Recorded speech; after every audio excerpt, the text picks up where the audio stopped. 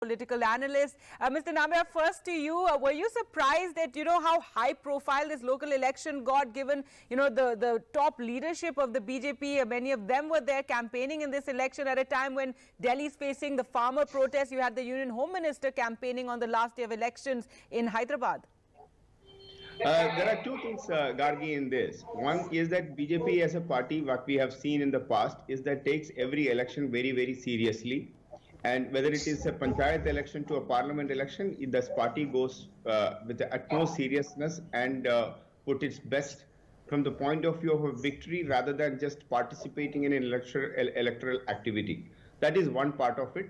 The second part of it is that Telangana, if you really look at from the assembly election, from merely a 7% vote to the last Lok Sabha election, BJP has been able to get 4 seats and 20% of the vote share. That clearly gives an indication that the Telangana as a state is looking for a change. They are almost done with the family company of KTR, and it is the time for a the national change, and the national mood is also going to reflect in Telangana. And as a part of that, because so as I said that you see today, even in a national television in the morning hour, we are discussing about a municipal election result. That alone will reflect, and I think I would like to give that whole credit to the BJP for making this as a big electoral activity, which is going to be a reflection of the coming change. I believe that is the way every election should be looked at in every part of the country. Yeah. If we are I'll get Uma in just a moment, but Krishank Man, your reaction to that? Yeah.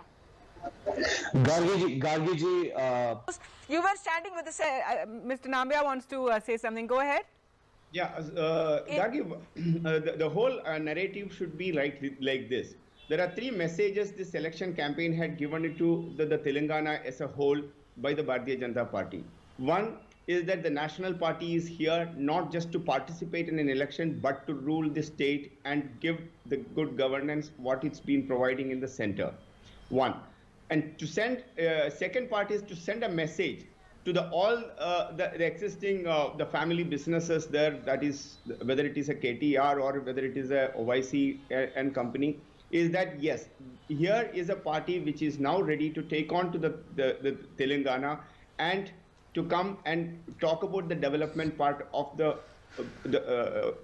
even to the Telangana rather than just a family business. The third part is to send a message to here is the national party fully readily available now to come and give all right. Well, Uma, I just want to tell you the early leads are coming in. It's 29 leads have come in. If I can just tell you again, it's very early days, but BJP leading in 22, TRS in 7, AIMM and Congress 0 right now. But again, Uma, just to tell you, of course, as you know, this is very early right now.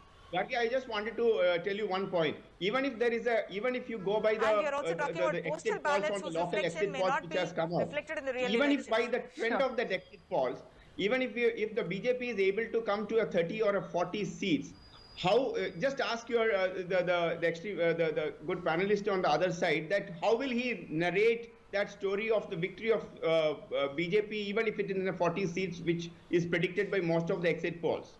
All right. Before that, Uma, we also have on the phone line Mohan Guruswamy. The Chief Minister will take it as a defeat. Will the TRS will say that yes, they are losing the ground, as they have just recently happened in the bypolls?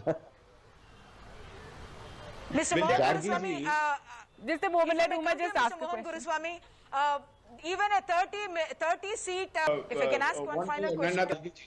All right, Uma. That you are now accepting that BJP and Bharatiya Janata Party has always been strong in Hyderabad. That is precisely. All right, well, we're completely out of time. Thank you both for joining us, and Mr. Guruswamy as well on the phone line. Uma, we're completely out of time, but watch NDTV for the latest results and those trends.